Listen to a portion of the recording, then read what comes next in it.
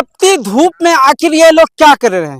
पूरा एकदम देखते हैं, काफी संख्या में लोग एक खेत के तरफ भागते हुए आ रहे थे वृक्ष लेकर, और हम भी इनका पीछा किए। पीछा करने के बाद इनकी जगह पे पहुंचे हैं और काफी लोग अपना अपना वृक्ष को लगा रहे हैं। क्या महत्वपूर्ण चीज है वो चीज को दिखाएंगे। और सबसे बड़ी चीज आपको हम बता दें कि 45 से 44 डिग्री टेम्परेचर में लोग काफी तबाह हो गए थे। लोग एसी की तरफ भाग रहे थे, लोग एसी खरीद रहे थे, कूलर खरीद रहे थे, पंखा खरीद रहे थे। लेकिन इसमें कहीं ना कहीं एक मेन भूमिका था, लोग नहीं कर पा रहे थे। लेकिन वो तस्वीर को हम आपको दिखाने के लिए पहुंचे धोआबे पंचायत।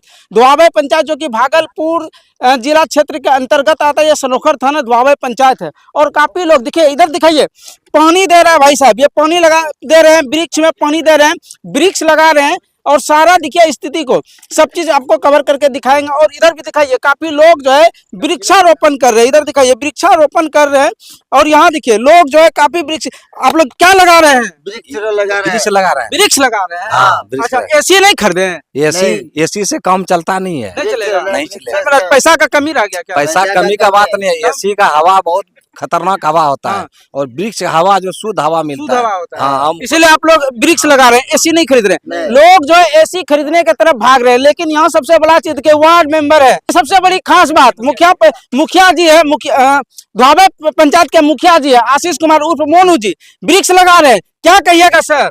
मैं तो यह कहूंगा सर, सबसे पहले तो मैं नमस्कार आप लोग के जितने भी मीडिया बंधु आए हुए हैं, रुपेश भाई, हमारे आप राजू भाई और हमारे अबुलेश भाई, और इन तमाम आप लोगों के चैनलों के जितने भी सब्सक्राइबर हैं, मैं सबों को अपनी ओर से धन्यवाद देना चाहूँगा जो आपने अपना कीमती समय निकाल के यहाँ आए। और इस एक छोटा सा संदेश है, हम लोगों ने जो यह पेड़ जो लगाया है, आप जो इस पे आज फोकस कर रहे हैं, बस यह एक पर्यावरण को बचाने के लिए एक छोटा मोटा संदेश होगा। और मैं यह कहूँगा कि आज 8 जुलाई है, 8 जुलाई है, और यह जो वन महोत्सव चल रहा है, सघन वृक्षारोपण केंद्र सरकार के द्वारा और राज्य सरकार के द्वारा यह जो योजनाएं चल रही है, निजी प्लांटेशन योजनाएं, निजी जमीन पर सरकार मनरेगा विभाग के द्वारा 200 गाछ यूनिट 200 गाछ दिया जा रहा है। और उसे घेरने के लिए टटिया भी दिया जाता है, और उसको भरण पोषण करने के लिए, आप उसको मेहनत करने के लिए आपको अपने घर से मेहनत भी नहीं करना है। अच्छा, घर से भी मेहनत नहीं करना है, वृक्ष लगाना वो भी अपना खरीदना नहीं, भी सरकार देगी, वृक्ष भी सरकार देगी, और आपको उसको घेरने के लिए भी टटिया सरकार देगी। वो जो देखते हैं जब बांस का लगा रहता है बट्टी टाइप का, वह भी सरकार देगी। और आपको उस वृक्ष में मेहनत करने के लिए आपको घर से नहीं करना है, वो भी पैसा वह भी 8 महीने में सरकार देगी। जो मनरेगा का एक मजदूरी होता है, वो 8 दिन वो मेहनताना भी सरकार देगी, और अंत में वह प्लांट आपका होगा। हम कहेंगे सर, इस योजना का लाभ जो आज बेटी होने के बाद सर लोगों को, माता पिताओं को माथा का दर्द हो जाता है कि अब हमारे घर में बेटी जन्म ले ली, तो हम यह कहेंगे कि सरकार जिस समय आपके घर बेटी होती है, अगर यह सरकार का यह योजना अगर चलता है या नहीं भी चलता है, तो आप ये योजना का लाभ उठा लीजिए और अपने जमीन पर 200 गाछ लगाइए। और अगर जिनके पास जमीन नहीं है, तो मैं यही कहूंगा कि खैर उसके लिए तो कोई बड़ी बात नहीं है, वह कम से कम इस पर्यावरण को बचाने के लिए अपने से 10 गाछ, कम से कम अपने जिंदगी में 10 गाछ नहीं तो कम से कम 1 गाछ, अगर जितने इंडिया में लोग हैं, अगर सब जितनी आबादी जनसंख्या है, सब अगर कम से कम 10 गाछ, 1 गाछ भी लगा देते हैं, तो सोच लीजिए सर कितना प्लांट लग जाएगा। जिसमें कि आज का जितनी तपती धूप में ये जो आज हम लोग प्रदूषित ऑक्सीजन, वायुमंडल में ऑक्सीजन ले रहे हैं, प्रदूषित हम लोग को कार्बन डाइऑक्साइड मिल रहा है, प्रदूषित आज पानी हम लोग पी रहे हैं सर, आज पानी का समस्या हो रहा है, कहीं कहीं तो आज वर्षा नहीं हो पा रहा है सर। इसका सबसे महत्वपूर्ण कार्य सर, जो आज हम लोग जो वृक्ष काटते जा रहे हैं, एक तरफ से सर हम काट रहे हैं अपने विकास करने के लिए, रोड बनाने के लिए, प्लांट लगाने के लिए, बड़े बड़े फैक्ट्री को जन्म देने के लिए हम एक तरफ से हम प्लांट को काट रहे हैं, लेकिन उसकी भरपाई करने के लिए हम लोग नहीं सोचते हैं।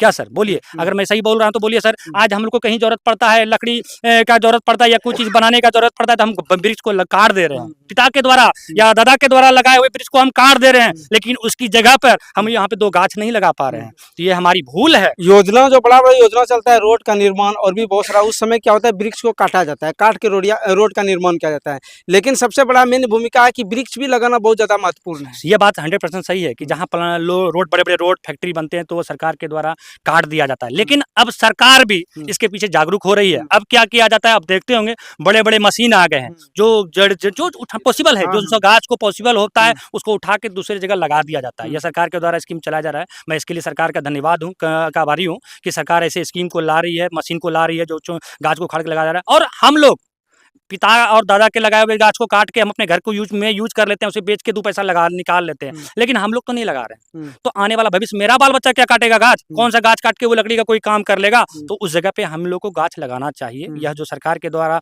बहुआयामी योजना है वृक्षारोपण वाला, इसको लाभ लेना चाहिए, जबकि इसमें तो कुछ हमारा नहीं लग रहा है। सारी चीज सरकार दे रही है, सारी चीज सरकार दे रही है। और मनरेगा का मैं सबसे बड़ा आभार व्यक्त करूंगा कि मनरेगा के द्वारा ये देखते होंगे आप, क्या कहते हैं, पोखर खुदाई, सौंदीकरण, डांड बांध सौंदीकरण। तो आज देखते होंगे सर कि आपके गांव घर में मई जून के महीने में पानी नहीं निकलता है बोरिंग के द्वारा, पानी की समस्याएं हो जाती है। वही जब जैसे वर्षा पड़ती है सर तो आपका पानी निकल जाता है, बोरिंग में लेयर बढ़ जाता है। तो जहाँ जहाँ मनरेगा के द्वारा यह जो जल जीवन हरियाली के तहत में क्या कहते हैं पोखर सौंदीकरण सब हो रहा है, इसके द्वारा पानी का जल जमाव ठहराव दिया जाता है सर। और एक स्कीम है सर, इसमें देखते होंगे कुछ दिन में या सरकार के द्वारा भी है सोख्ता का निर्माण। वह आपके घर के पानी को उसी जगह जमीन में केंद्रित करके नीचे दे देती है, जिससे कि आपका जमीन का लेयर बना रहे, जल स्तर बना रहे। तो हम लोग को सब चीज खरीद लेंगे सर, सारा चीज टेक्निकल डेवलपमेंट हो जा रहा है, लेकिन प्रकृति को अभी तक वैज्ञानिक सुधार नहीं कर पाए, खरीद भी नहीं पाएगा। और ना वैसा कोई मशीन हुआ है जो कि वर्षा पड़ा दे।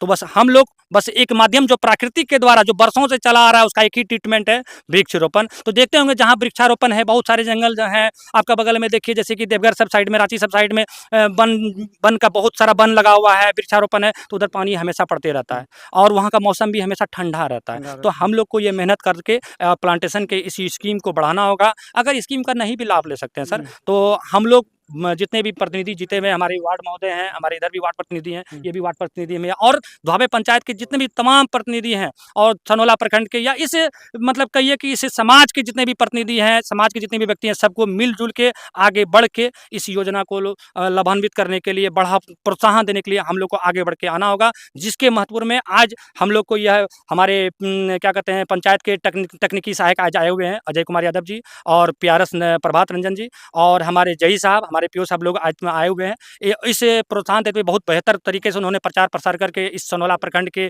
तमाम पंचायतों में इस योजना को ज़्यादा से ज़्यादा लाभ देने के लिए उन्होंने उन लोगों के द्वारा मेहनत किया जा रहा है। मैं उनके लिए, मनरेगा विभाग के सारे अफसरों के लिए मैं उनका धन्यवाद प्रदान करूँगा। और मैं लगभग 2.5 साल से इसे मुखिया के दुहाबे पंचायत का मैं मुखिया हूँ।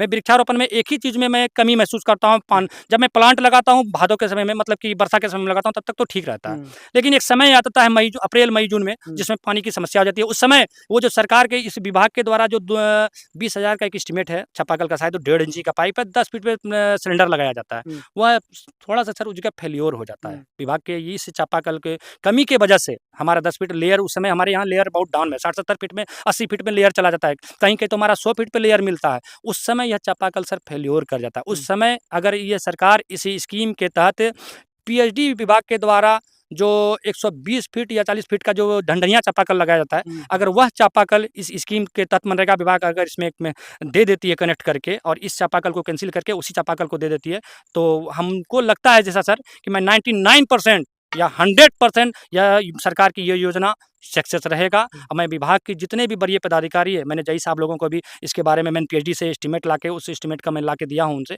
और वह मैं विभाग के जितने भी वरीय पदाधिकारी, डीपीआरओ सर, डीएम साहब और जितने भी लोग हैं, कमिश्नर साहब, सब से मैं आग्रह करूंगा कि इसके बारे में सोचें और उस चापाकल को प्रोवाइड करें, जिससे कि आपके द्वारा जो आप जो खर्च कर रहे हैं इस विभाग के द्वारा, जो आप फंड दे रहे हैं, वह सक्सेस हो, फेल्योर ना हो। मैं और ज़्यादा कुछ नहीं करूँगा, धन्यवाद मैं बोलना चाहूँगा।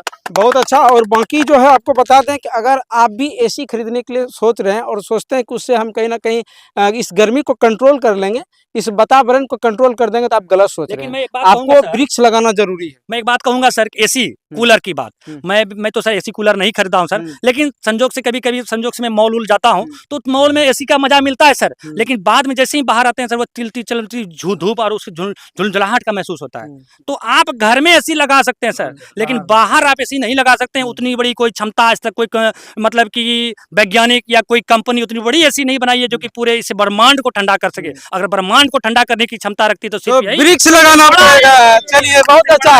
अगर आप पूरा संसार को अगर ठंडा करने के लिए सोच रहे हैं और वातावरण को शुद्ध करने के लिए सोच रहे हैं तो आपको वृक्ष लगाना ही पड़ेगा।